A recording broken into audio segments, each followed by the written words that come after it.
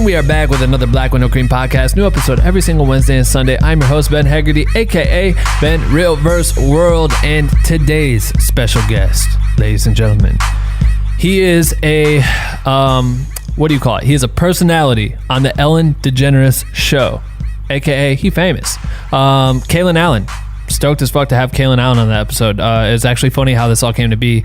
I posted something on Twitter the other day and he replied to it and he had the verified badge. So I was kind of like, who is this? Clicked on it. And then I was like, how do I know this person's name?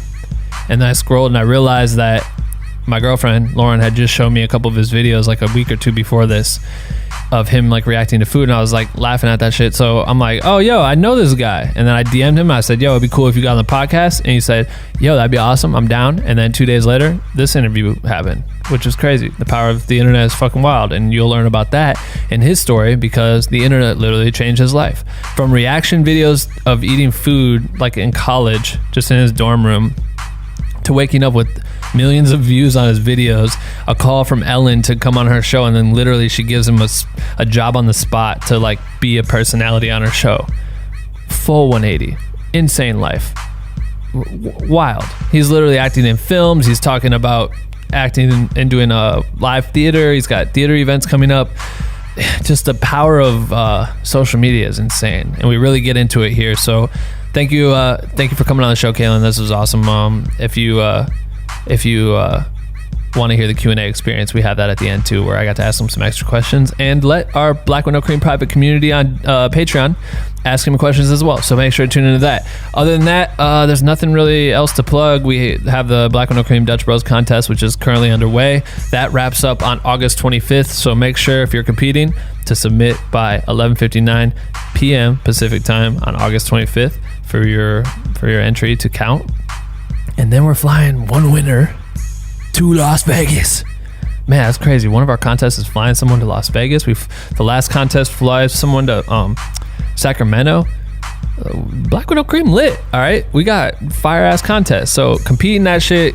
Compete hard. We want to see the talent. We want to find the illest creators out there, and more to come. We're stoked. We love doing contests. So that's it. Shop BWNC.com if you want to get some merch. That mug is dope right here. This hat I'm wearing is dope right here. This t-shirt is dope right here. We have so many more in the merch store. So I don't know why I keep whispering. I think it's because I've recorded a lot today and my throat's kind of hurting.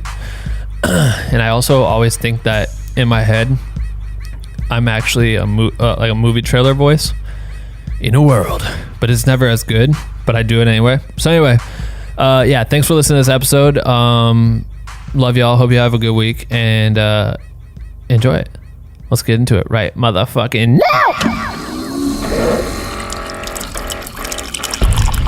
Attention. If you stop this podcast recording at any time, you will die. I don't want to die. Do you want to live? Yeah. You have 24 hours to share this podcast with 5 people or you will die. I'm kidding, you won't die. You're just weak shit for not sharing. And the winner of the best motherfucking podcast goes to... Black with No Cream. What do you think? It's so fucking dumb and so fucking Ben Haggerty. I knew you would say that. And we are back with another Black with No Cream podcast. New episode every single Wednesday and Sunday. Wonderful. Kalen Allen. How are you? I'm great. How are you? I'm wonderful. Thanks for doing that intro with me. Absolutely. I feel like it's a good way to start the day, start a podcast, just stare weird at a camera and do whatever you want to do. Yeah, you know, it really helps you get grounded. It gives you time. That's right. Right. That's very right. Right. You're very funny. Thank you. I don't know if anyone's ever told you that. Maybe your millions and millions of views that you get on YouTube. Recently, people have been telling me a little something along the sorts. I was telling you this right before this, but you had responded to one of my posts on Twitter. Right. Literally 2 days ago, I think. Yes. Maybe 3. Yesterday. It was a day ago. God damn. And I was like, I saw you. I was like, hey, nice to meet you. I love Twitter. You literally were like, you responded to a post I made like complimenting me. I was like, oh shit, how do I know you? And I look and I'm like, my girl had just shown me your stuff. And then I just respond like, yo, you're hilarious. You want to get on the podcast? Yep. Sure. Yeah, let's do it. Dunzo. I know. And today's my first day of vacation. Today's your vacation? what a way to do it. I was like, let's do it. You could have gone to the beach, but you came to the BWNC office. You know it. That's dope. Appreciate that. Of course. Okay, so for people who do not know who you are, could you like nutshell explain to them who you are? Yeah. So basically, well, where I am currently talent at is the Ellen DeGeneres show. Squad! Yeah. That's tight. But I've only been in LA for now about a year and a half. I was originally living in Philadelphia. Yeah. I went to Temple University as a theater and film double major. And then one night during my senior year, first semester, I came across this cornbread video.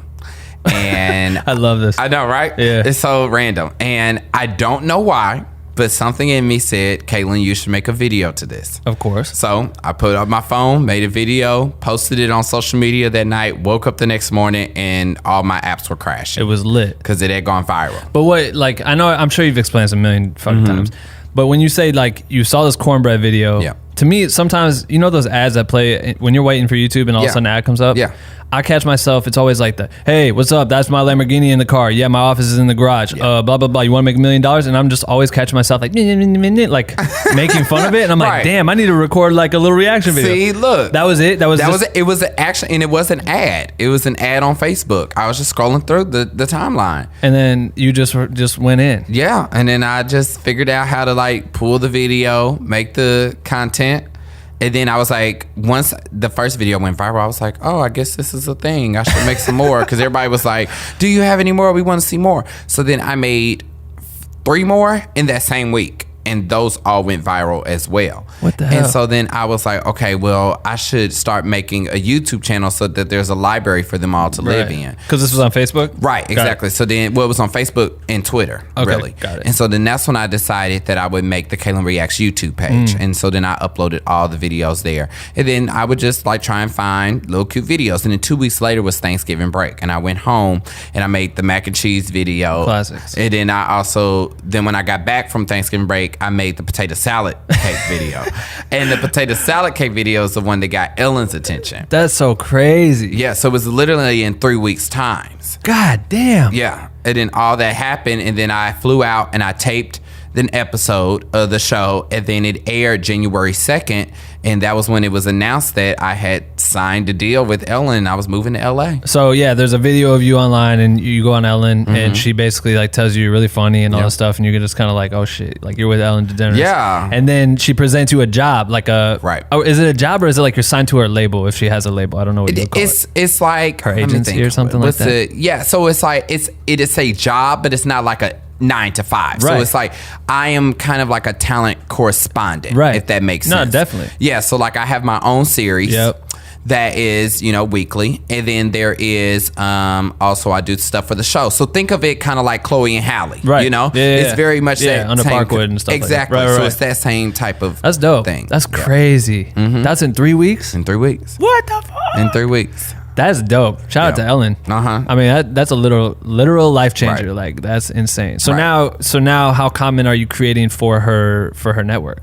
So I'm there every single day. Okay. So my series is every single Saturday. Got and it. it comes out on Ellen Digital. Right. On Ellen Tube. So you shoot everything at her studios. Yeah, I shoot everything at Warner Brothers. Right. And so, but then for the show Yo, content. think about how wild. Like think about how fucking wild this shit is. I know. Okay. Like you were in school. Right. In school. And then you dropped out. I'm No, guessing- I finished. You finished. So school. I finished school here. So Right. I moved out to LA and I was going to Ellen during the day and I finished school at night. And then I graduated in May. What made you want to 2018. finish school? Well, I was on a full ride scholarship. Okay. And so I had already done 4 years. I was like, I'm not just about to lose out on my paper, you Right. know? And me, I'm always about safety. And Yeah. it was like, this could drop anytime. For sure. And I need to get a job, Right. you know? So I Damn. was like, I'd rather have the cushion. What'd you go to school for? Theater and film. So I was a double major. There we go. Yeah. That's that is insane. I literally watched a couple videos because I'm like, oh, first I just thought you were hilarious. I was like, okay, get on the podcast because this is like reaction videos are fucking hot right now and everyone loves them and shit and you Right. found a niche. But then listening to it, I'm like, yo, what the like? She literally gave him a platform that expanded because you know how YouTube is. You might have Right. just hit like a good algorithm day or Right. something. You know what I mean? For a Exactly. couple Yeah. weeks, but then she created her own algorithm. You know Right. what I mean? Like they give her a little bit more priority than everyone else. So now you get to Exactly. post content there that's insane. Right. Congratulations. Thank you. How's it feel? It feels great. And I just think what I love the most about it is the other opportunities that I've gotten to do. Like I've already shot a movie. I shot a movie with Seth Rogen, so I've done that. What the hell? And then I saw that. That's in post-production right now, right? Yeah, exactly. And I walked in Fashion Week. Like, I've done far beyond any of my expectations would have ever been. That is insane. Is there, how many, like, does Ellen have several segments like this, or are you one of the few that... I'm the only one that is in-house. Got it. Aside from, like... Jeannie, who is the receptionist, but also works as a correspondent, and then like Twitch, who is on every day as the DJ. But that's like it. Yeah, that's pretty much it. And then we have like kids that come in every now and then, but I'm like the only one that is there every single day. So going back, so when did that first video drop? This was like first video came out in November of 2017. Yep. So did you imagine at that point when you submitted that video that you would understand that that's basically like a resume for a job? No, not at all. And the crazy thing is that when the deal was first brought up to me from Ellen, was that originally I was just going to make videos from Philadelphia. I was the one that chose to move to LA. Because I knew if I was in Los Angeles, I would be more accessible. Hell yeah. You know, and more opportunities would come. That was the best decision I ever made. Right. You know? So I literally didn't even say bye to any of my friends because we were all on break at that point. So I literally just flew back, packed up all my stuff, and moved. So it literally came out, did the taping, came home, grabbed your shit, dipped. Yep. Did you fly out here? Yep. Wow. I flew and then shipped 13 boxes. Yeah, and actually my second appearance on the show, I talk about that, about how I shipped everything and like they broke my TV and like it was a whole thing, and then Ellen gives me a TV. Yo, who is she? Like I know, it's like my fairy godmother. Right, it's crazy. It's like when Oprah would do all the like surprise, you know what I mean? Like that's crazy. Yep. You got in such a fucking ill spot. That's dope. Shout out. That's so now that you're doing it every week, do you find it like easier, or is it more challenging because you feel like you always got to one up the week before?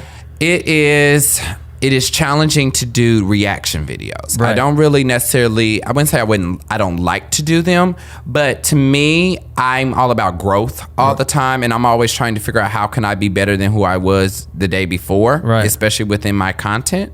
And so it's like I only do reaction videos on a basis that I find that the video is good and that I find I can make jokes about, or that can be entertaining. Yeah, I can imagine that's like difficult after you start building notoriety for that, and then you kind of have to live up to it, but then sometimes it becomes, now it's like a job kind of. Right, exactly. So you're like acting. Yeah, exactly. And also it's that people started to catch on, and people wanted to be on Ellen, so then they would just purposely make bad recipes. And it's like, baby, you know you're not eating that. Like, it's like nobody would eat that on earth. So it's like, I don't even want to do videos that aren't genuine. Yeah. You know?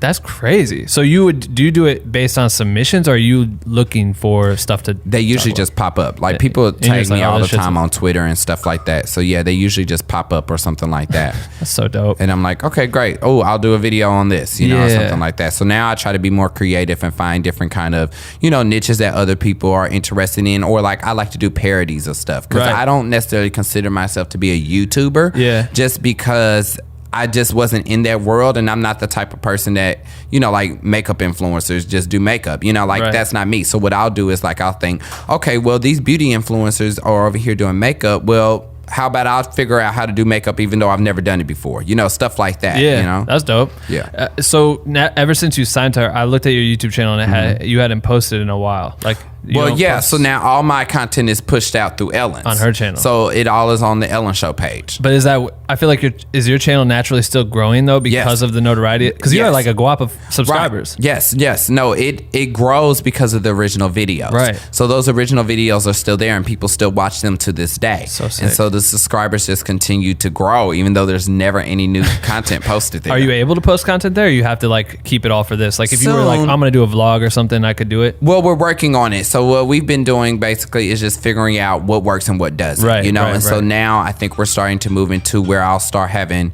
like some content that is being pushed out through my YouTube, and figuring out what that is, like vlogs and stuff like that. Stuff that is extra, you know? Well, because I think it's like you get one a week, and you can see the way this trajectory is going, and like what I mean, at one point, like last year, it was just like the thing to do it every single day, to do a 9-minute video every single day. Like fans are that addicted that they need something new. Right. I mean, through B's she drops the album and they're like, where's the next one? Exactly. And it's like, damn, you just got it 3 just hours gave you ago. something, right? You heard it exactly. maybe twice. Like, Right. enjoy it for a while. But like, I feel like that's got to be hard. Maybe if there is a demand, but at the same time, it's like you're spending so much time and adding value to that one specific piece that you make every week. Right. I don't know. What do you think? It's so funny that you mentioned Beyonce, because I kind of think that's kind of how like I do it in my formula myself, is that I try to remove myself from it. So it's like I very rarely watch it. Right. Or even look and see what the views are, the likes, or even go into the comments. It's like once it's out, and then I leave. Yeah. You know? I try to separate myself because I have to be able to keep it fresh. Yeah. And also I can't let anyone's opinions start to affect my artistry and how I operate. Because you have to learn that everybody's going to have a problem with something. Totally. You know, somebody's not going to like something. That's fine. That just comes with the territory. You have to learn how to not take it personally. Yeah. You know, and so I care more about quality than quantity. Right. I'm not going to push out just a whole bunch of videos just because you want them. Yeah, just to stay relevant of whatever sort. I'm not interested in that. Yeah. I'd rather it be good. I'd rather have 100 great videos than 10 videos that were just like, okay. Totally. You know? Yeah. It's not worth it to me. No, I feel that. I feel like it's you got to find the perfect balance between it, especially like when it's pending your presence. Right. You know what I mean? You want to make sure you're striking the right chords with the right people. Exactly. It's got to be so different. Like, I mean, it's obviously incredibly different because it literally changed like that overnight. So it's not like you had time to live in what you were doing as an independent creator. You know what I mean? Like, you were just testing shit out and posting videos and like literally, what were you just filming it with your phone? Yeah, with my iPhone. Yo. That's it. Yo, and I'm like, you put me on email, you got your publicist. I'm like, man, he's got publicists, everything. He blew I know, up. I got a whole team now. Got a bunch of people on Instagram. Like, you really did that. That's crazy. So do you ever feel nervous as like, when you go into creating, like, oh fuck, if this one doesn't hit, maybe this is over, like, you know what I mean? Or do you have to like constantly? I think when I first started, I used to get my anxiety used to be out of the roof. How'd you deal with that? I really had to I think the more time, honestly, it was just time. It was like at first, I used to get really nervous. I used to think everybody hated everything because I felt like I had a lot to live up to, you know? Yeah. I think it was a lot all happening all at once, and I didn't really know how to handle it or balance it. And I remember I got really depressed. Damn. Like I got really, really depressed. Right. And I think I just finally came to the conclusion myself, was just like, I cannot make content that is supposed to make so many people happy if I'm not happy myself, you know? So I think I separated myself from the content and I just stopped caring. I started just focusing on making good content that I was happy with, because I feel like that is where the happiness can be transferred between the consumer and the creator. Right. You know? I see that all the time too. Like, it's easier for me because it's not like I'm getting like that many comments on my shit, you know what I mean? But like, still, you see it, and then all the comments are like, oh, this is dope, this is dope, this is dope, and then there's the one fucking person that's just like, oh, you could have done this different, made it better, and there's that's so many what times, bothers you. it goes nuts. It's right? crazy. It doesn't make sense to me how I can have all these people say that they love me, blah blah blah blah blah. That one negative comment. It's like, and I always say that it always felt like, because I feel like that's the truth. Yeah. Like I feel everybody else just kissing ass. Yeah. You know? Like, wait, so does it suck? Right. Like, exactly. Did this suck? But then I know my content is fire. Like, I know what I for sure have worked too fucking hard to not like make good shit. Yeah. So then there's those few times where I just like go in on them. Yeah. That's it. Just like, that's really the key. You want to talk about this? Let's talk about this. Yeah. But do you feel like you have to hold back too? Because people can turn that shit against you. Like, oh, this is what this guy said. He's an asshole because he responded like this to his fans. But you're not a fan. I'm really bad at that. I am the king of clapbacks. Yeah. Like, I am always ready to clap back on somebody. And I do have to catch myself sometimes. Yeah, I know. Sometimes I just want to read people for filth, you know? And I'm like, okay, whatever. I'll just let it go. Man, you know? I know. You got to like pick and choose your battles. But sometimes it's even the times where you try to do something good, like maybe you make a post about something that's like charity based or whatever. And someone says some shit like negative about it. Right. I'm like, man, or you could have helped this people. What? I know, but people just don't look into stuff, and that's that's where I think you make the right choice by not paying attention to that stuff and floating elsewhere, because you're gonna focus on making bigger, better moves. Right. Those people are just gonna float off and keep chilling at their 9 to 5 that they hate. Right. Every day. Well, I mean, when I first started, and because it wasn't because I hadn't started my own series yet, so it was actually a lot more frequent. Like sometimes you would get maybe like 2 videos a week or something like that. Sure. And people would be like, "Oh, his 15 seconds will be over," or whatever. And I feel really bad because these people have been having to reset their clocks for weeks now. Yeah. You know, because it's like no. And I think what happens is that you have to believe in yourself. You have to have trust that your talent is exquisite, you know, and can handle it, you know, and that's all you have to worry about. Yeah, no, that's very true. We were listening to Lil Nas X just dropped his EP, and I was like, this dude called this EP Panini. And I was like, what the fuck is this about? Right, exactly. Yeah, but think about how challenging that's got to be for someone like him who's probably facing the same thing that you did. It's like a one-hit wonder. I mean, that's the biggest song of the year. And he's got to come back. Right. And I listened to the EP at first, and it was just kind of like all over the place. But now it's like they're putting those songs in my playlist, and I start hearing them, I'm like, damn, this shit bangs. Like, you get hooked. He's got to it. He's good. Right. But that's on him because he could have gave up. You could have gave up. I mean, all of us can be in that position, but I think it's interesting because we talk a lot about what we just recently did. We have a morning roast segment where like on Wednesdays, we just deep dive into a topic, and we talked about creative depression. And I feel like that's such an interesting topic because a lot of creators face it and give up way too soon. Like, and that shit drives me nuts. I always feel like I got to push them to try to focus on the bigger picture or like how to parlay things into other opportunities. But what's your advice for someone that's going through that outside of like the idea of just ignoring the comments or whatever it may be? Because some people just can't, you know what I mean? Like, you have to figure out your purpose. For me, the reason why I continue to go is because I feel as though growing up, there wasn't many people that looked like me that I related to, that I could look up to. Right. Everything that I do so that I can be representation for somebody younger than me. Hell yeah. I want to break down barriers, and I want to, you know, go beyond what I could ever imagine so that I can open those doors so other people can walk through them as well. It's not about me, you know? Nothing I do is for my own personal ego. You know, it's just not. It's like I have to do this. I have to keep going so that other people can follow behind me. Right. You know? Yeah, no, I love that. So growing up, I mean, like you said, you went into theater and film. Have you always been interested in like creating content? Because this is like a new wave of type of content, right? Like reaction videos are definitely like a YouTube, like curated thing. Well, I used to joke about it. People used to ask me all the time, well, they used to be like, you should create a YouTube channel. I used to always be like, I don't have the patience for that. You know, mainly because I did acting. So it's like, I was used to stage. I was used to you giving me a script. I memorized my lines.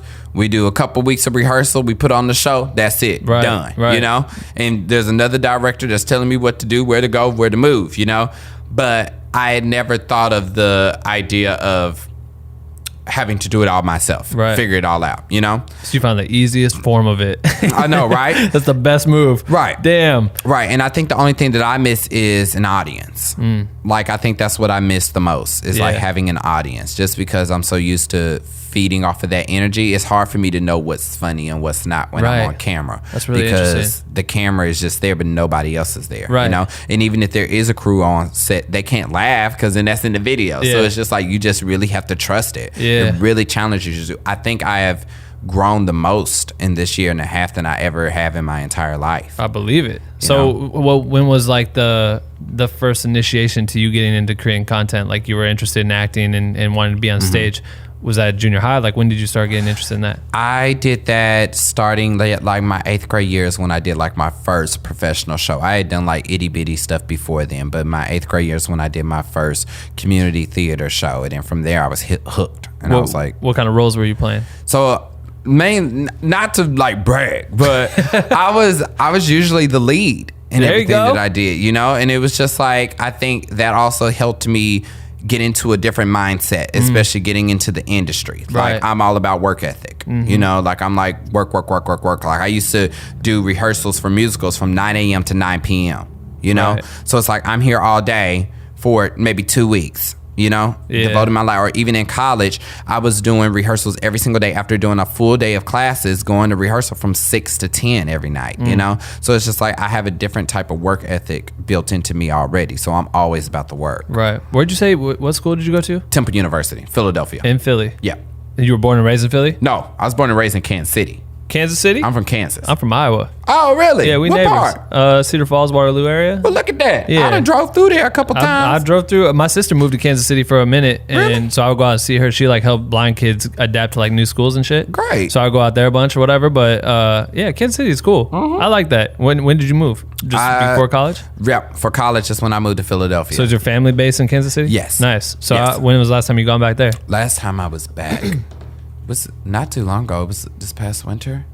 Yeah. Maybe like December. No, it was after December. Maybe January, February. Well, it's interesting. Like, I love when I talk to people that are Midwest blooded because that's what, when you were just talking about, like, I'm gonna work from 9 to 9, like the work ethic. I feel like that stems. I don't know what about the Midwest it is, but that's like it's in the water for some reason. I think it's the lack of resources. I think it's the lack of resources, the lack of opportunities, and the idea that we know that we have to work harder because that's the only way we can get out. Yeah. You know? Yeah. And it's like, and we also have to keep up with these people that have gone to these performing arts schools in New York Right. and LA and had this extensive training and these Since junior high. Right, exactly. And have had all these opportunities that were readily available. You know, like I used to be a kid that think, oh, the only people that make it famous are the people that live in New York. Right. Or in these big cities, you I know? knew that too. It was like, I'm never going to be able to have that. I'm from Kansas. What does that mean? You know? And Janelle Monáe is from Kansas City too. Is she? You know? Yeah. She went to school right up the street from my house. Damn, I didn't know that. Yeah, we from the same county. That's and so it was like,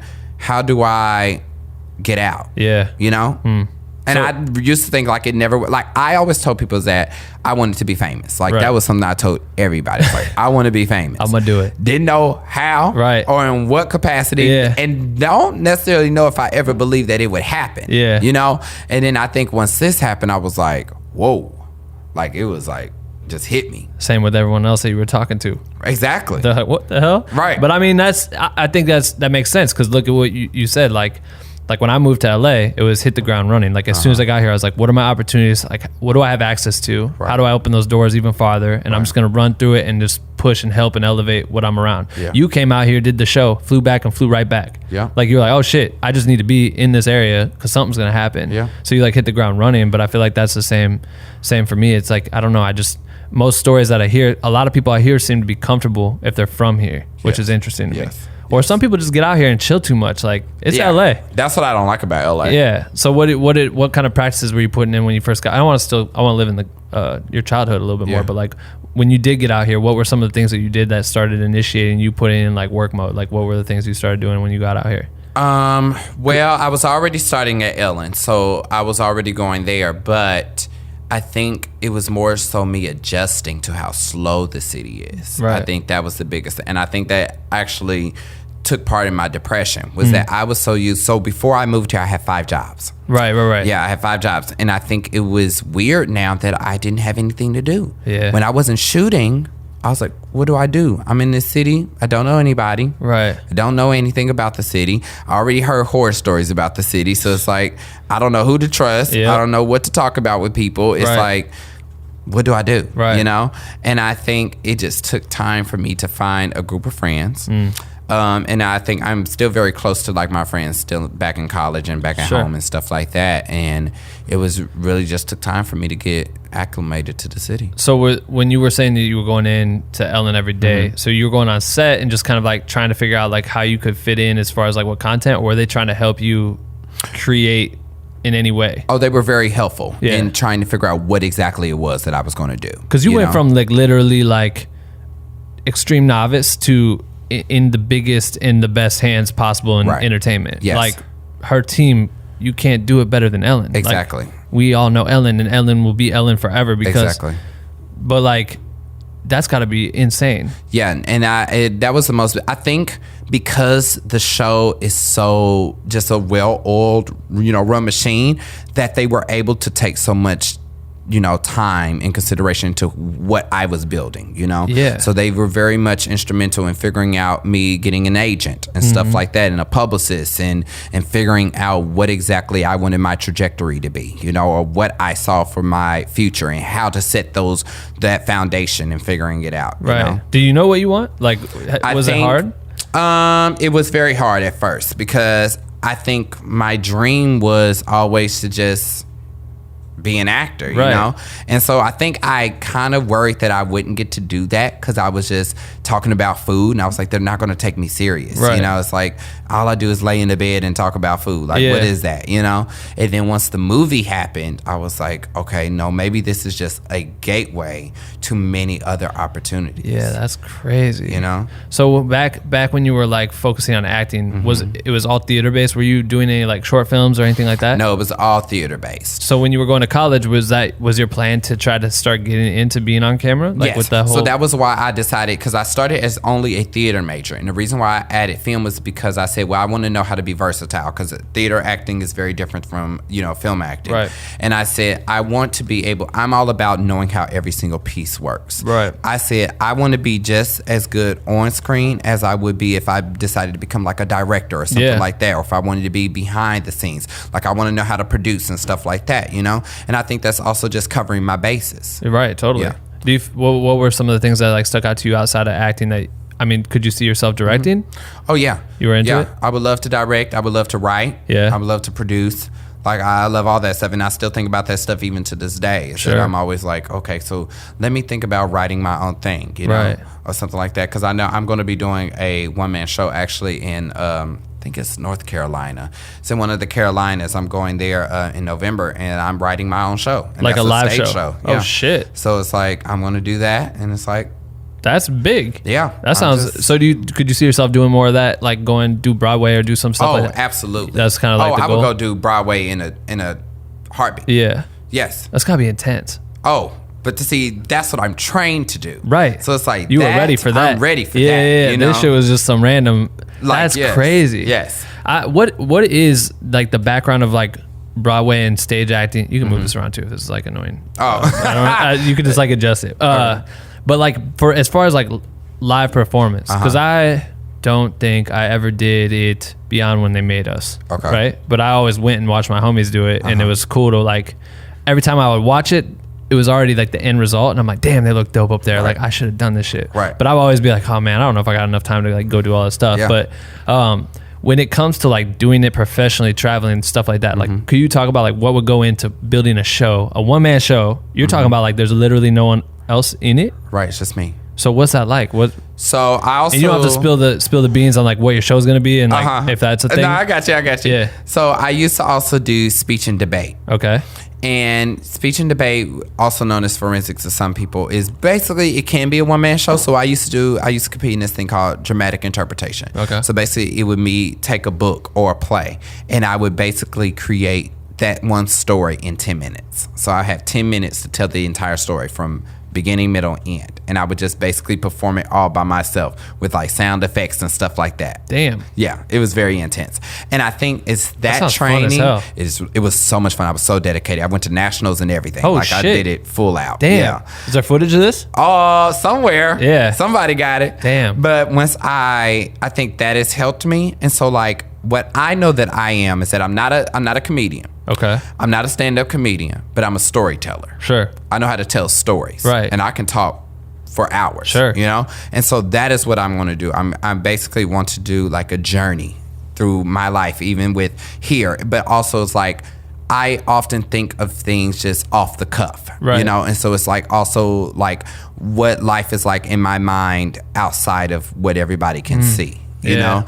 And then showing that trajectory. So would it be something like if I'm watching you perform this, is there like media involved in it?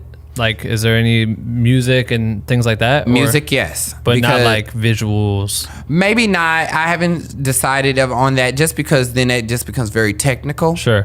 And sometimes that can be hard, especially if you're just doing it by yourself. Yeah. You know, I think on a bigger scale, yes. Yeah, right. But I think right now I'm leaning on definitely incorporating music only because that's what I did first was sing. So it was like I did singing, dancing, and then acting, you know? Damn. And so it's like I have to definitely incorporate those roots, Right. you know? And I'm thinking of it.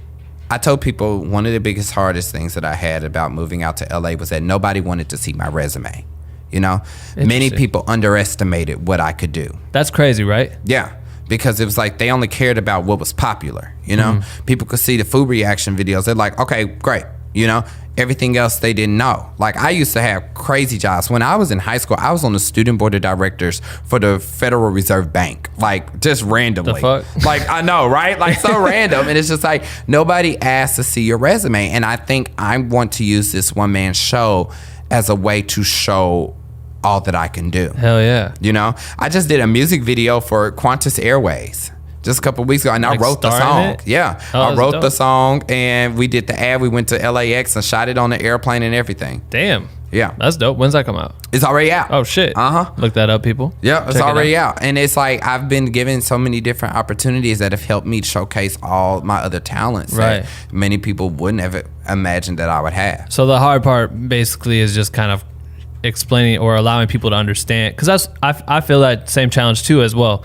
I've directed several different campaigns for like big brands and shit, and some people will see me on tour with B and Jay or whatever, and they'll be like, oh, he's just a tour video guy. Right. So then you face the challenge of having to go back and re-explain to people, Exactly. I have a big meeting tomorrow about this shit, like with the brand, to try to tell them like, hey, it's not just this, FYI, like we do all these things. Right. It's difficult. But you would think like you with B and J and like me with Ellen, you would think that would be enough. You know, you would think we are here with these powerhouses. People don't expand the way they think on shit. Don't. Like, they don't have an imagination, so they can't imagine. Like, if you did that to get there, you must have had a background in something. Right. You must have been able to do other shit. You know what I mean? Because you can't just like do. But some people just look at it like, oh, he did a comedic thing and that's it, and so that's what he does. Yeah. Which is difficult. Yeah, man. I feel like that's such a annoying part of this. But at the same fucking time, if you didn't do that, you couldn't have all. Right. You could.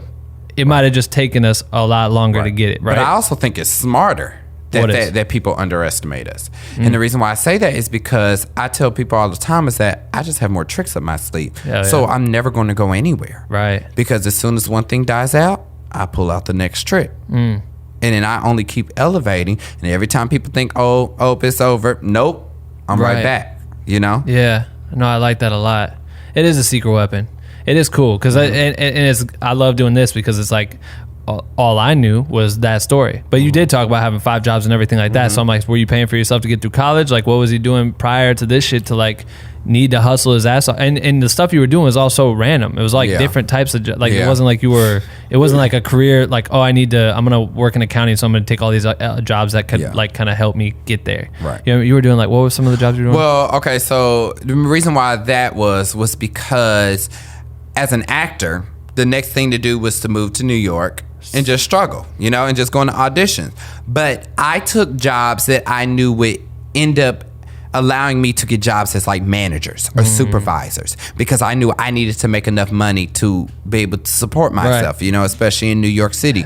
So it's like I was a standardized patient for University of Pennsylvania, which is basically I was a patient for med students. So they would give me a script. I would go in and act as a patient. Tight. And when I first started, all I was having to do was literally just go get ultrasounds. Like I would literally just lay on a hospital bed and the students would just give me an ultrasound. Yo, that's like low-key therapeutic. Right. Like just to be able to go and zen I would fall asleep. Yeah, I bet. That's just tight. Yeah. And so that was one of them. And then I did I used to run the residence halls for the summer at Temple. So I was the building manager. So I would run them for like orientation and stuff like that. I was a front desk manager. I would run residence hall front desk. Like I was a supervisor for AMC theaters. Right. Like I was just doing stuff that would make sure that I could only level up. That's smart. That's super smart actually. But do you feel like, are you bummed that you're not in New York? Not necessarily. Now, when I leave LA, I'm always ready to come back to LA. Yeah, I think just because it's like this is home now. Yeah. You know, I've kind of just gotten used to it, and I think LA is a very comfortable city. Super comfortable. It's very comfortable. Right. You know, I do miss New York a lot though, and I go to New York a lot. I think what I like about New York though is I love the fast pace, and I love how everybody just minds their own business. You know? Yeah. Like, I love that. Right. In LA, I can't, listen, I know people talk about how networking is so important. It's my least favorite thing to do. Yeah? I hate it. Because every conversation in LA starts with, well, what do you do? Right. Like, I hate that. Yeah. I hate this kind of notion that everybody wants something from you. Right. Or wants to know how you can help them, That's you know? interesting. And now I'll just say, I'll be like, oh, I work at Warner Brothers. You know, Just that's why I'll just it? say that. Well, just because, you know, Ellen is very generous. You know, we give a lot, we do a lot, but there is also, it's like we can't help everybody. It's like impossible. No. You know, and everybody has a story, which that story is valid, you know, but it's just like I feel bad when people tell me stories and, you know, want me to help, and I can't do it. Yeah, you know? I'm not her. Right. Like, that's the hard part. Right, exactly. I'm not her. People think like, I get that all the time. I'll get that with every artist their fans hit me up, please tell me, I just had one this morning, please tell Beyonce that I love her. I need her to know that I exist. Why would I do that? Right, like it's not even possible. But then the sad ones where you're like, shit, like some kid just sent me a picture. I edited Chris Brown's documentary and told that story when it came out, and so I still have people that follow me from that. But then my homie is his photographer, and so this kid hit me and was like, man, it was like the saddest story, and I was like, damn it. Yeah. And I just like tagged him on the tweet, but then he was like, hey, we're working on this, and I was like, oh shit. Right. So that just happened to be a great timing. But like, if we take all of those at once, you don't have time to do what you actually came here to do, because you'd be sitting here a middleman all day long, just like, hey, this person wanted me to tell you this. Hey, this person wanted No one wants that shit. I do what I can. You know, you have to. But it's like I can only do so much. Right. You know, I'm not a fairy godmother. I don't have magic. I can't just wave a wand and it just happens. I fucking wish we could, because it'd be dope. Like, wouldn't it? We wanted, like, it's crazy to be in these seats that we get to be in. You know what I mean? For you to be and see what you've seen so far, being here and being around the people you're around, it's got to be like super humbling. And then also, like, there's so many times where I remember we screened the doc at like a Netflix thing or whatever. I was there. No, not the one at the party. Oh, the one at that hotel thing or whatever, the one we were talking about? The one, no. You talking about the one at Netflix? Hey guys, I just wanted to interrupt this interview real quick to tell you about our How to Charge a Client guide. If you are a content creator of any kind and you're looking to change the way you quote your clients, get more money, increase your rates, or just simply figure out how to charge clients, we put together a 54-page guide that is, to me, the Bible of how to charge a client. I've been in this game for over 10 plus years now, and took all that information and digested it into a nice, well-designed guide, and talk about the theories of ways I go about charging clients from the very beginning till now, and how I deal with dumbass questions like, how much do you charge, or what's your rate to go on tour, or how much does it cost to do my baby's photo shoot? Which I say, I done did them. I don't do baby photo shoots. But I am going to actually fly home and see my nephew, my new nephew, my first nephew. And I'm going to shoot the shit out of that baby. It's going to be dope. So anyway, How to Charge a Client Guide. It's available on shop.bwnc.com. You can also get it on Patreon, patreon.com/blackwithnocream. And when you do get it on Patreon, you end up getting all the perks of the tier level, of the goddamn homie tier level. So you get instant live streams for the month. You get extra bonus podcast episodes. You get the Discord access. A lot of perks in there. So definitely check those out. All right, let's get back to Kalen's episode. Thanks for listening. It was at a stage, but it was, I don't remember what stage name it was. I can't remember. Yeah, was it at Netflix down the street?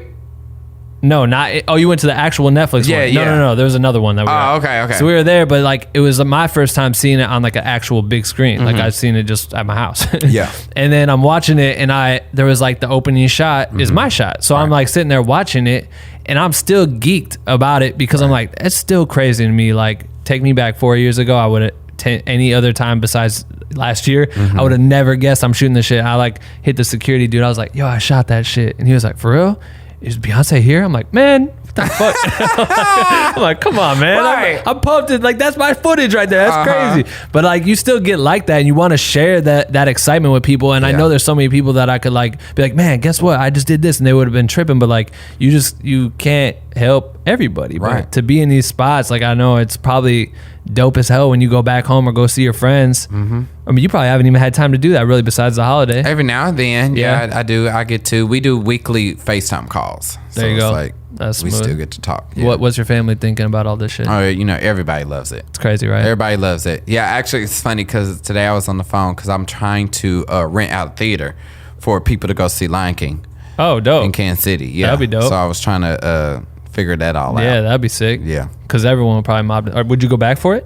I don't know about all that. Yeah, see, that's set where it we're up. talking about the specific. It's too much. Like, it's a lot, you know? That's at least Kansas, honestly, like sometimes I consider flying into KC because it's direct. Yeah. And then I just have to drive. That's the only pain in the ass. But it's like way cheaper to fly there than fly to Iowa. Sucks. Yeah. You have to like it's a whole thing. But, so now, like, you know, getting into having the experience working at the studio, how much transition from what it started as? Because I know you said there wasn't no segment, it was just kind of random, but now you're it's kind of dialed in, right? Yes. At this point, it's grown so much. I mean, now with my own series and my own series, how dope is that to say? I know, crazy, on right? Ellen DeGeneres, right?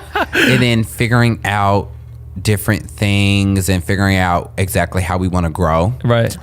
So, I mean, God, I'm just thinking like of all the different things that I've gotten to do with like brand partnerships or even meeting people and being in different spaces that I never would have imagined that I would, you know, ever occupy. Yeah. You know, it's crazy. Like when you moved out, or when let's say before Ellen, maybe when the first video hit, how many people did you have following you on Instagram? Before or when the first video, you said? Like right before the first video popped. Instagram was probably at maybe 3,000. A modest 3K. Yeah. And Twitter was probably maybe at like 1,000 and something. What's Twitter at right now? I want to say 157,000. Twitter's funny. Like, it's funny how Twitter's Instagram weird. would be like. Twitter's more of a news kind of. Only people that have like a lot of followers on Twitter are people that are like into politics and stuff like that. Like, because now that's really all that they use it for. Or like if they run like Stan Twitter accounts, you know. Yeah. Instagram though is at 1.1 million. Right. That's what I was gonna say. That's fucking wild. And that shit will open up some doors for you. That will get you in. Even that alone, without having like people might just look at that and not even question what you've been doing. That got you that. And you know what's crazy? In the platform that many people don't even pay attention to, Facebook has over 3 million. Facebook is kind of undervalued. Yeah. Like, I feel like people look over that you could do a lot of damage on Facebook. Yeah. That's where I get all my views. That's the easiest place to share content. Yeah. Like, my mom sends me videos all day long. Right. Like, and so does my dad. I mean, we always make a joke because his mom will always be like, it's like the random film gadgets. Yeah. Check this out. Well, I mean, it appeals to older individuals. Yeah. You know, it started out as a college thing, you know, and then that kind of died off. So it's like, that's where most of, you know, the older generations occupy. Right. It's Facebook. But yeah. Do you do a lot of collaborations in your weekly videos? Like, do you have guests and things like that? Or Every now and then I try to. It Yeah. depends. Scheduling can be a little hard, especially with how we schedule when we do it or Right. something like that. But most of my collaborations actually happen on the show.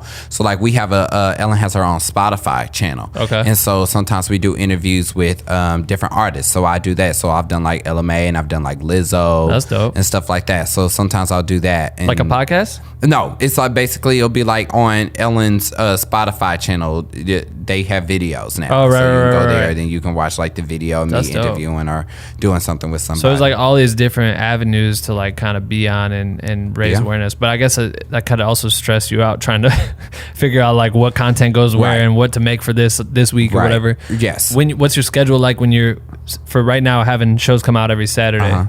Or your segment come out every Saturday. When are you filming? When are you writing? Like, when are you coming up So with all usually we tape every week. Yeah. Usually we tape every week. But I am taking off the month of July. And so I taped all my episodes in June for all the way up until August. Damn. You backlogged that. So I evergreened all my episodes. Is that hard? Does anything that you do, is it based on like something that might be trending that could be used topically? Sometimes. Yeah. Sometimes it is and sometimes it's not. What I did was that I tried to like basically tell the future. So I know like president elections are coming, you know? Right. So I was like, okay, let's make a presidential video, you know, and stuff like that. So or like if I know 4th of July is coming. So I was like, okay, well, let's make some barbecue recipes and tell people how to make, you know, these food or something. Or like if I know like the Lion King is coming out, I was like, okay, so let's make a Lion King theme video. So it's stuff like that. So it's kind of just staying above the curve, you know, because we're also on hiatus at Ellen. So what do you mean? Like we only tape from August until May. Oh shit. And then we do Game of Games, and now everybody's on vacation. Damn. So then, yeah, man, that's wild. That's a whole nother world, huh? Yeah. Yep. Yeah. It's a whole nother world. But like getting into acting, that came through your agent? Yes, correct. So that was an agent thing. So immediately you kind of sat down with, I guess, finding an agent. What's that process like? Obviously, their team kind of did it for you. Well, some agencies will reach out to you. Yeah. Once you start, once you become buzzworthy or something like that.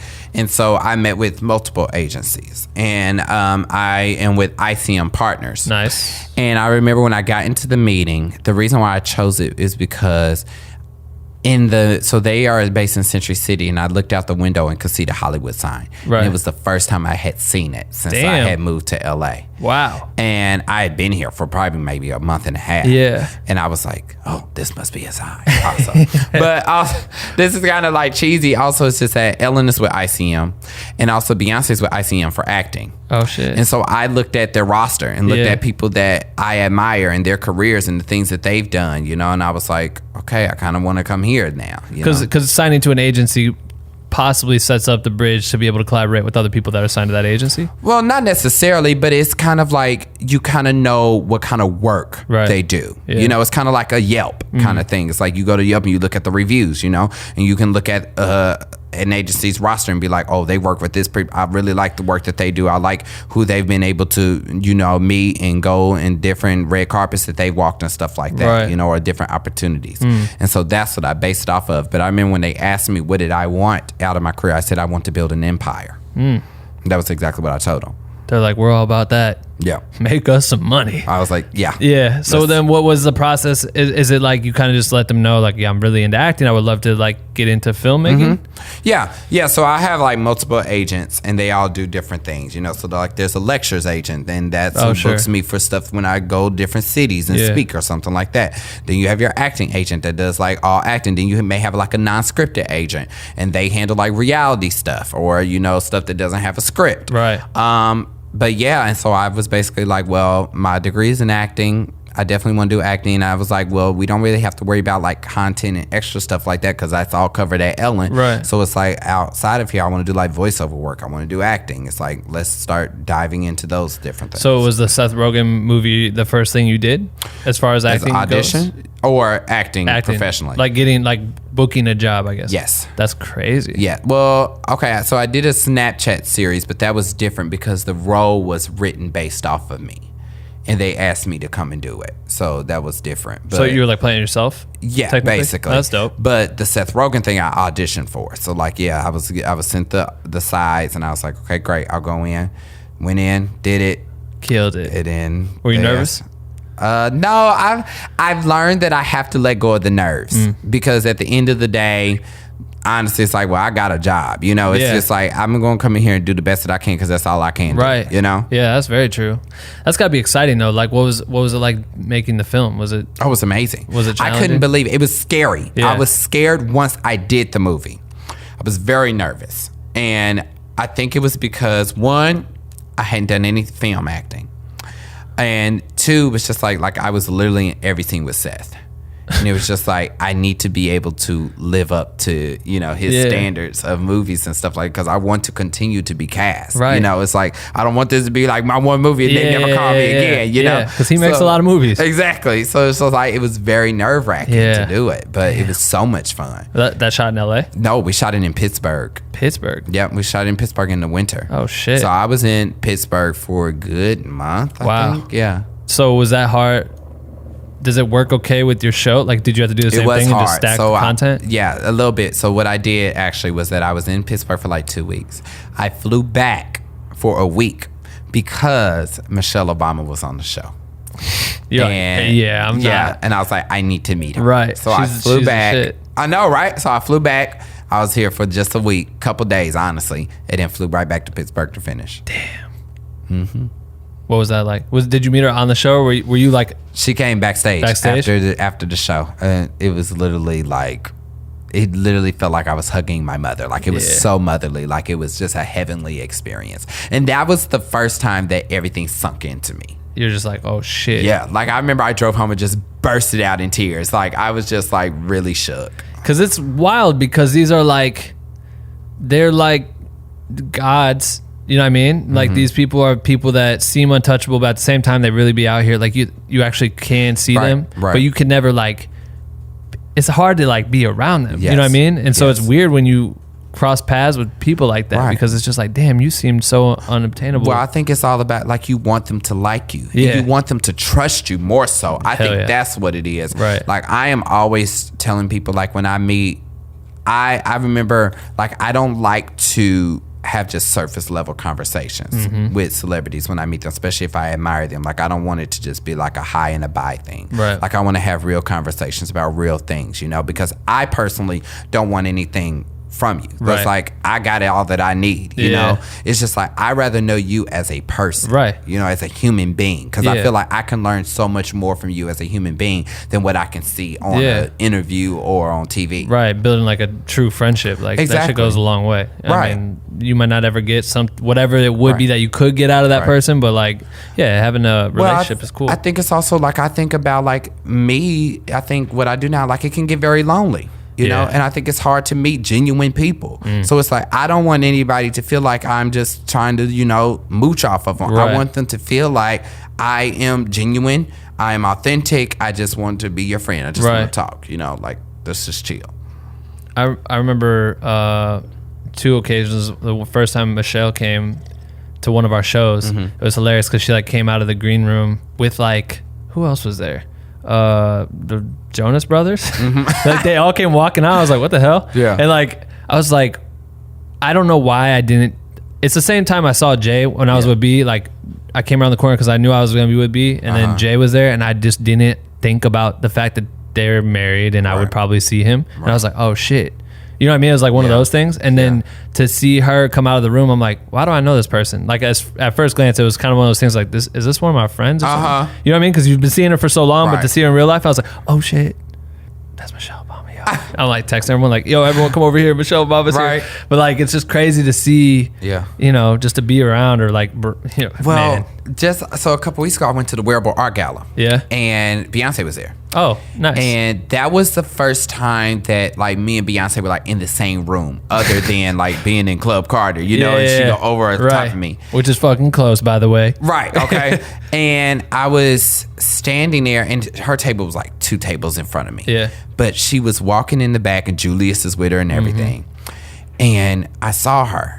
And she was by herself, like nobody had noticed her yet. I could have easily just walked over there. Yeah. And I didn't. Damn. I just stood there and watched her. Yeah. And the reason why I didn't was just like, I was like, this is just so impersonal. Yeah. And it's like, also if I go, everybody's gonna go. And then that takes away the moment. Yeah. It was just like, no. Right. I was like, no. And also this is an event, Yeah. it's just like, nobody wants that. Nah. Nobody wants that attention. It's doing the most. That's why they like people that are at that level just want to get in, get out, do what they have to do to get in, get out. But it's like, you see it, it's like crazy how many people just, I mean, it makes sense. You know what I mean? These people are famous. Like every artist I've ever worked with, it's insane when you go out somewhere in public and you just immediately like attacked. Can't breathe. You Right. can't. And that's gotta be, and I mean, it's gotta be, I've noticed it. Sometimes I'll be at like Chipotle with him and we're just chilling. Some dude comes up to me like, man, I'm a fan of your stuff. I'm Well, like, the what Beehive is different. Yeah, but this was like a film kid. Like the really? Beehive, I don't know if they really know who I am because I think they know. only watched the footage of B. You know what I mean? But like,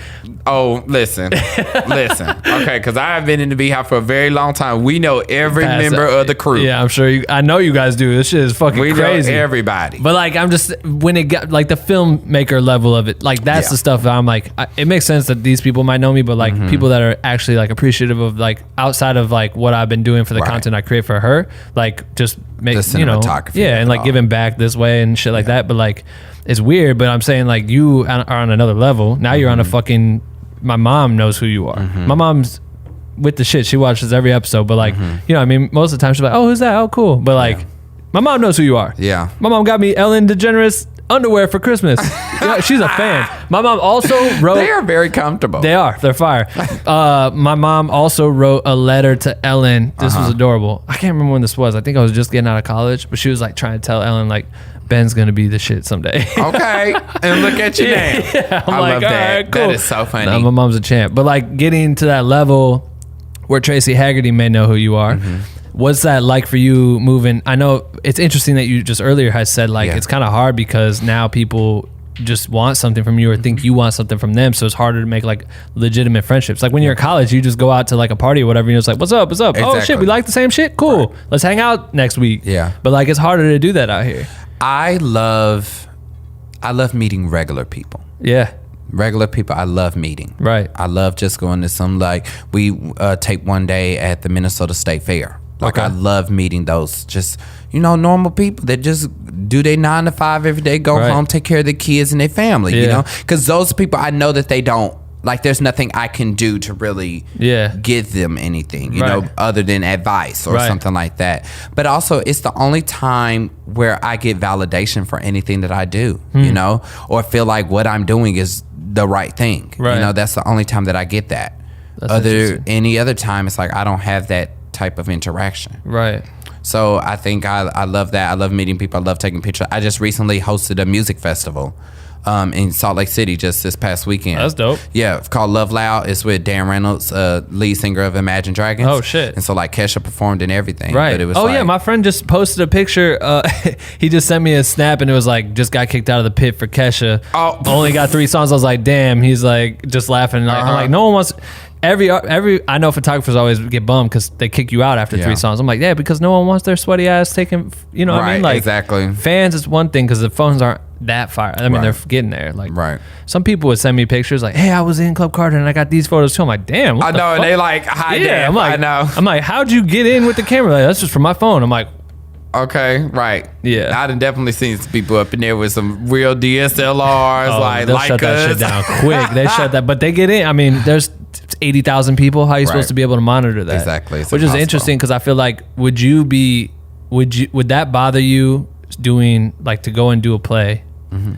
Like whatever you're gonna do. Mm-hmm. Are you trying to film that when you do it? I don't know. I've been thinking about even doing like a test run or something. I don't know. I ain't figured all the Right. But like, is that hard for you to? I guess now, have you done a play since then? This will be like your first one since like I haven't school? done it since college. Would it bug you that people were sitting there like fucking filming it on Instagram and shit like that? Because I just hate phones in the theater, period. Yeah. Like I hate it when I go somewhere and somebody's on their phone texting. I'm like, put your phone away. Right. Like I think that's just a normal theater etiquette thing. I don't tape concerts. I don't tape. I'll probably maybe do like the first 2 minutes of it and then I put my phone. And the reason why is because I went to the Mrs. Carter Show World Tour in Oklahoma when I was like middle school or something like that. And I taped the whole thing and got home and couldn't remember. Couldn't remember any of it. and then that footage is trash now because the phone's so garbage back then. Exactly. It's like, you what'd can't see do? nothing. And I was just like, that was a waste. So now I have this strict, like, will not record, will not take pictures, will not record, won't do anything. I just want to be immersed. I loved it when I would go around and then people are screaming, singing, and not their hands are empty. Yeah. But that was so rare. Right. Which is insane because everyone else is just looking at their cell phone. And what's the purpose? You're not even looking at the human being. Right. But also, you're not going to go back to watch it. No, that shit sucks. Like, it's like, just wait till fucking the doc from Netflix came out. Whatever. Like, go home and watch that. Right. Like, that's going to be ill. Right. Like, or watch my stuff I post on Instagram because that shit's tight. Right. But it's like, why? And we'd always like make jokes about that where we'd be like, man, should we? You feel bad blocking a fan like to get a shot, right? But like, if you're filming this shit, I'm now priority. So I'm I'm gonna stand up here and get in your way. I'm sorry about that, but we're gonna get this shot and I'm gonna keep moving. But people will get so mad about that shit. And well, they can deal with it, right? You know. I'm like, just come here and live in the moment, right? Because you only get it one time. My dad always says, "Be where you are." I was like, okay. And when it's over, it's over. Yeah, I get it. Let everyone know you're here. Right. Do your thing, like enjoy the show. Right. But yeah, that's gotta suck. Not remember that. I mean, tickets weren't cheap back then. Okay. They ain't now. So it's like, why you pay all this money just to watch your phone? Exactly. It's weird. No purpose. Yeah. Someone else did that for you. Get on YouTube. Exactly. So when the film comes out, is it supposed to be like a theater film? Yep. Oh shit. Mm-hmm. So how big is your role? Do you feel like you're in a lot of the movie? Yeah, I was supporting. That's dope. Yep. That's gonna be crazy. Yep. Is it funny? It is funny. It's funny. It's a comedy about pickles. So basically, this man falls into this pickle brine and brines himself for like 100 years. He comes back all of a sudden, and he's in Brooklyn, and now it's been gentrified. And he's like, I want to create a pickle business. And so then I am part of one of the people that help him create his pickle business. Oh, that's dope. And bring it up. Do you like pickles? No. You don't? No. I hate pickles. I fuck with pickles. Luckily, I never had to eat one on set. Really? Yep. How? Well, it's me and another guy, and he had to eat. He eats the pickles. He eats the pickles. I just watch him eat the pickles. Damn, you forget about that. You like say, okay, cool, that dude has to eat the pickles. You do multiple takes, like you end up eating a lot of food. Okay, and that's why I was glad I wasn't eating the pickle. Damn, because I would have eaten that pickle like 10 times. I don't want that pickle. So that's gotta be pretty exciting. Like straight out the gate, locked in a feature. Mm-hmm. What's your plans for like coming up? Are you trying to do more movies? Does that seem easier now that you've done one and it's like almost it's probably easier once it's out, but like I think how's that I work? would rather do like I've been always saying like I want to do RuPaul's biopic, like that's what I want to do, or I want to do something that is more like tells a story about something, you know, or is very significant within culture or something. I think one of the shows that I love right now is Pose on FX, you know, like I love stuff like that. So I think it's stuff with substance, you know, totally. I think eventually I do want my own talk show in some kind of capacity. Ellen.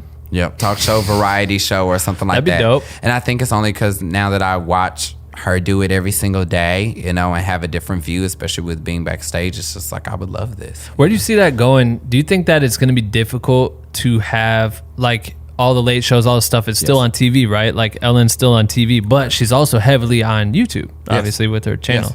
So it's like now that a majority of the youth are consuming their content through iPads on Netflix and on stuff like this, do you see that going to, is there a world where you could do a talk show but it's living on YouTube or living on wherever? Yes, and I've actually talked about this with other people. It's just like people are all about convenience now. Super convenient. You know? And I think I would want the YouTube channel to live on maybe like Netflix, like as a talk show where it was like every week we've already had everything filmed, and every Monday you get the week's episodes. Yeah, and you can binge them all then, or even every day a new episode is uploaded. You know, and that's how you watch it. Because like the possibilities are endless with that shit. Like they can literally do whatever they want. Right, they own it. So it's I think TV's dying out. It's weird, right? It's dying out. It's like I don't have time to be sitting at home watching TV.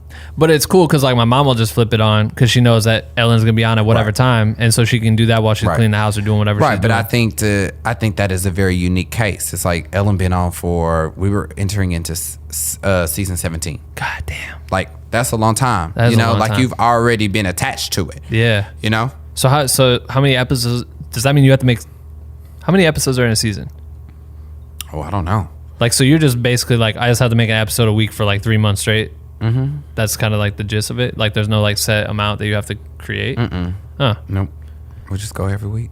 That's dope. Yeah, that's exciting. And my show doesn't take a break. Right. So it's on every single week, 365 days a year. Hell yeah. Yeah. That's crazy. So does she? Keep it pushing. She's every week, right? Yes, but that's because we've already taped those extra, right. You know, those evergreens. So very much like we did for my series. Damn, it's like evergreen those. That's crazy, man. Well, because you got to take a break somehow, right?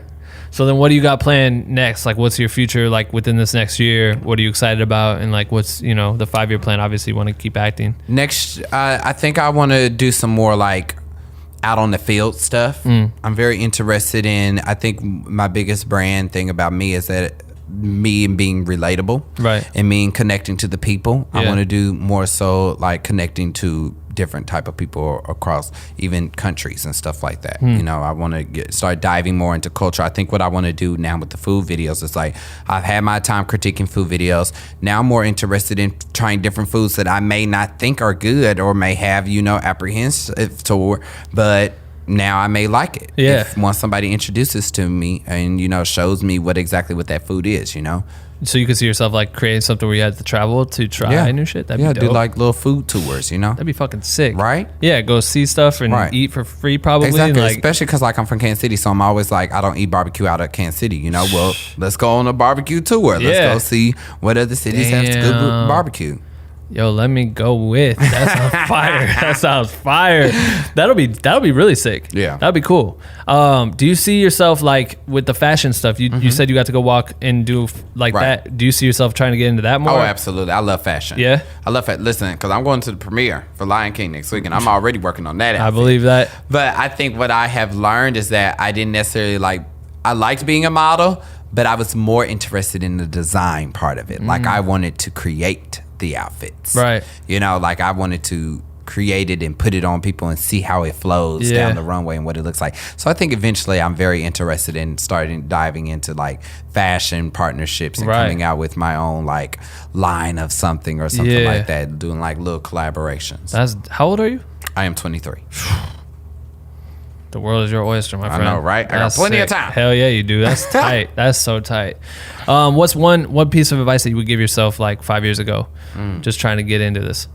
Maybe a shortcut or two that you've learned. I think my advice would be don't let anyone influence your belief in yourself based off of the limitations that they tell you that you have.